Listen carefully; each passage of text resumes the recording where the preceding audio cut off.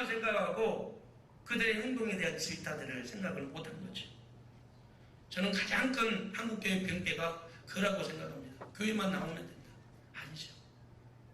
말씀을 제대로 믿고 따르고 또 그 말씀 속에서 하나님의 이상을 제대로 볼 수 있는 그런 영안을 가져야 된다고 생각합니다. 우리 모든 은혜교회 친구들에게는 그런 은혜가 있기를 소망합니다.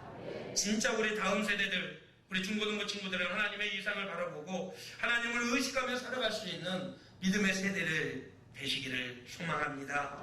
하나님의 이상을 바라볼 수 있도록 우리 어른 세대가 지원해주고 이끌어줘야 됩니다. 너 그러면 안 된다. 하나님의 이상을 제대로 바라봐야지. 너 그렇게 살면 안 된다. 엊그저께 제가 금요 철야예배 갔다 오다가 중학생들 담배 피우고 있는 것을 제가 뭐라 그랬다가 걔네들은 이렇게 쳐다만 보고 있는데 제가 얼마나 쫄았는지. 그런데 어른들이 그렇게 다녀도 누구 한 사람 얘기를 안 해요. 바른 것이 바르다, 틀린 것이 틀리다. 엘리제 사랑의 가장 큰 문제점은 그게 아니었습니다. 너희 정도는 잘하겠지. 그래도 하나님의 회막에서 본 사람은 그런 정도는 알겠지. 아니죠. 바로 가르쳐야죠. 무너져가는 한국교회를 세울 수 있는 것은 하나님이 주신 이상입니다. 그것을 쫓아나갈 수 있는 다음 세대들이 그래서 저는 희망이라고 생각합니다. 할렐루야. 한국교회를 세워나가는 이 아름다운 은혜교회를 세워나가는 이 지역을 변화시킬 수 있는 아름다운 이상을 가진 우리 중고등부 친구들 다 되시기를 소망합니다. 마지막으로 하나님의 영광이 찾아와야 됩니다. 오늘 이스라엘 민족들은 하나님의 영광이 떠나버렸다고 얘기하네요. 하나님의 영광이 없습니다. 엘리 제사장과 그의 아들 홈리와 피니하스는 하나님을 섬기는 회막에서 온전히 하나님을 섬기지 않고 오직 종교적인 활동들, 관습자의 습관적인 종교 활동들을 해왔습니다. 그러니 하나님을 알지 못하고 하나님의 이상을 제대로 보지 못하고 하나님의 말씀을 따르지를 못했던 것이죠. 자기 속에 옳은 대로 그렇게 살 수밖에 없었던 것입니다. 이 블레셋이 쳐들어오니까 오는가 보다. 블레셋이 침공하니까 야 싸워야 되는가 보다. 그래서 이스라엘 목적, 이거 하나님의 영광이 아니었기 때문에 그랬습니다. 대충 해도 되겠지. 대충 신앙생활 해도 되겠지. 대충 가도 되겠지. 아닙니다. 우리의 대충 드리는 예배 가운데 하나님은 얼마나 통탄하시고 슬퍼하실까. 우리는 그런 관점에서 우리의 예배를 돌아봤으면 좋겠습니다. 우리의 예배 가운데, 우리의 성김 가운데, 우리의 헌신 가운데 하나님의 영광이 드러날 수 있기를 소망합니다. 그런 믿음의 모습으로 하나님 앞에 나갈 때 하나님의 영광이 우리 가운데 가득 차게 될 줄 믿습니다. 이가복 하나님의 영광이 떠나버렸다. 너무나 안타깝고 너무나 슬픈 일입니다. 그런데 이가복과 반대되는 단어가 또한 있습니다. 쉐키나라는 단어입니다. 쉐키나, 하나님의 영광이 가득하다. 쉐키나, 하나님의 영광이 여기 우리 중고등부 친구들 가운데, 우리 사랑하는 은혜교회 가운데 가득가득 차고 넘치시기를 소망합니다. 그러기 위해서는 본질에 충성해야 됩니다. 본질을 따라가야 됩니다. 내가 헌신하고 내가 섬기고 내가 낮아지고 내가 높이고 말씀대로 순종하며 살아갈 때 그때 우리 가운데 하나님의 영광이 찾아오게 되는 것이죠. 하나님의 영광의 빛을 비추는 삶을 살아가는 것, 그것이 저와 여러분에게 원하는 하나님의 마음이 아닐까 생각해 봅니다. 사랑하는 중고등부 친구 여러분, 끝까지 포기하지 마시고 말씀과 이상을 따라서 하나님의 영광을 구하며 살아갈 수 있는 존귀한 삶들이 되시기를 축원합니다. 떠나지 마십시오. 하나님의 품 안에서, 하나님의 은혜 가운데에서 떠나지 마십시오. 포기하면 난리 납니다. 제가 중학교, 고등학교, 대학교 1학년 때까지는 열심히 신앙생활을 했는데 졸업하고 나서는 세상이 좋아요 하고 나가고 말았어요. 그러다가 한 10년 정도 이렇게 말씀 없이 신앙생활 없이 살았는데 태풍이 한번 우리나라에 매미 아주 심한 때가 있었습니다. 제가 농장을 시골에서 크게 했는데 이 돈만 쫓아서 하다가 저녁 9시 반, 10시 막 이럴 때까지 이렇게 탈곡기로 벼를 추수하다가 손이 이 탈곡기 안에 들어가 버렸어요. 잠깐 순간이었는데 한 3초 정도가 이 팔이 탈곡기 안에 들어가면서요. 이게 느껴지는 거예요. 칼날이 제 손을. 나왔는데요. 제가 농장을 하고 있었는데 이 돼지나 소 다리나 뭐 이런 것들 하면 이게 갈기 살점이 없어요. 뼈밖에 안 남는 그런 상태로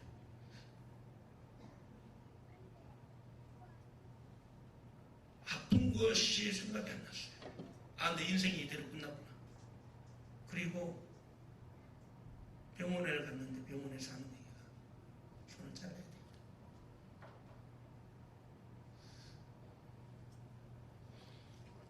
건강한 게 내 인생의 삶의 본질이라고 생각을 했는데 한순간에 건강이 6개월간을 병원에서 12번의 수술을 받으면서 치료를 했는데요. 희망이 없더라고요. 근데 이 두 번째 수술을 들어갈 때 그때도 의사 선생님이 팔을 잘라야 될 거라고 얘기를 하셨는데 근데 이제 병원 그의 전도사님이 오셨어요. 가지고 그분이 기도해 주겠다고. 됐다고. 내가 이제 하나님이면 신물 난다고 오지 말라고 그렇게 해가지고 보냈거든요. 악착같이 기도 안 받으려고. 수술실에 들어갔는데 막 불안하고 막 그러는 거예요. 잘라야 되니까. 그러고 있는데 이 간호사가 이렇게 오더니 오늘 또 두 번째 수술이네요. 마음 괜찮아요? 마음이 불안해요? 불안하면 제가 좀 도와줄까요? 어떡해요? 네, 잠깐만요. 전도사님 여기요. 올라와서 기도 좀 한번 해주고 가세요. 기도해 준다고 해서 도망갔는데 그 전도사님은 그대로 부르는 거예요. 그래가지고 수술실에 와가지고 이분이 기도를 해주시는데 그때 이게 마음이 쎄한 게 그리고 두 번째 수술을 마쳤어요. 근데요 이분이 나중에 병실을 올라가지고 하나님의 말씀을 다른 것도 아니에요. 이사야 41장 10절 말씀을 저한테 읽어주는데 왜 그래 눈물이 나든지요. 그러면서 모든 것이 다 무너져 버렸어요. 들어갈 때는요 두려움을 갖고 나갔는데 나중에는 이제 점차 수술이 진행될 때마다 믿음이 확신이 되는 거예요. 그래 하나님께서 나를 다시 받아준 것만 해도 하나님의 은혜지 하면서 그러면서 신앙생활을 회복하게 됐는데요. 그게 하나님의 은혜더라고요. 내가 만약에 그 시간에 다른 길로 안 가고 하나님의 은혜 가운데 계속해서 그렇다. 하나님이 나를 그렇게 안타까운 눈으로 바라보셨어요. 그렇습니다. 우리가 중고등부 세대를 향한 가르침도 지속성이 있어야 되고 우리 교회가 성장하기 위해서 지속적인 전도가 필요한 것처럼 우리의 신앙도 계속해서 포기하지 않는 지속적인 신앙의 흐름이 필요하다는 것이죠. 말씀으로 하나님의 이상 가운데 하나님의 영광을 위해서 살아갈 수 있는 그런 지속적인 신앙인들 다 될 수 있기를 소망합니다. 마지막으로 제가 조금 말씀이 길어졌는데요. 여러분들에게 조금 한 사람을 더 소개를 하고 좀 바쳐갑니다. 좀 웃겨요. 그렇게 웃지 마시고요. 이분 한번 소개 한번 해주시죠. 있죠? 네. 읽을 줄 알아요? 네. 한번 읽어봅시다. 시작. 위대한 동상에 넘겨주세요. 2008년도 세계적인 마라톤 레이스 중 X 쌌던 한 남성. 2008년 똥상이라는 별명을 얻으며 세계적으로 유명해진 한 남자가 있습니다. 스웨덴의 마라톤 선수 미카엘 에크발입니다. 당시 19세였던 청년 미카엘 에크발은 스웨덴에서 열린 에테보르 하프 마라톤 대회에 출전했습니다. 4만여 명이 참가하는 세계적인 대회에 참가한 미카엘은 처음부터 잔뜩 긴장했습니다. 그런데 달리기 시작하자마자 미카엘에게 문제가 생겼습니다. 대변이 급하다는 신호가 들어온 겁니다. 신호는 고통증으로 바뀌었습니다. 결국 그의 대변은 2km 지점에서 대장의 압박에 굴복하고 말았습니다. 그가 10km가 넘는 거리 동안 설사를 하면서 다녔습니다. 수많은 관중들의 황당한 표정으로 그를 바라봤습니다. 미카엘은 비웃는 관중들을 신경 쓰지 않았습니다. 결국 1시간 9분 43초 만에 21km 전 코스를 완주했습니다. 그는 4만 명 중 21위를 기록했습니다. 19살의 어린 나이에 치고 매우 훌륭한 성적을 거둔 것입니다. 그러지만 경기 뒤 그는 웃음거리가 되고 말았습니다. 그의 주행 도중 사진은 각종 언론에 보도했고 그에게 똥 싼 남자라는 별명까지 얻게 되었습니다. 레이스를 마칠 당시에 한 기자가 그에게 물었습니다. 대체 왜 레이스를 관두고 시스로 갈 생각을 하지 않은 거죠? 시간 낭비니까요. 한번 멈추면 그 다음에 또 멈추게 되는 것이 쉽지 않습니까?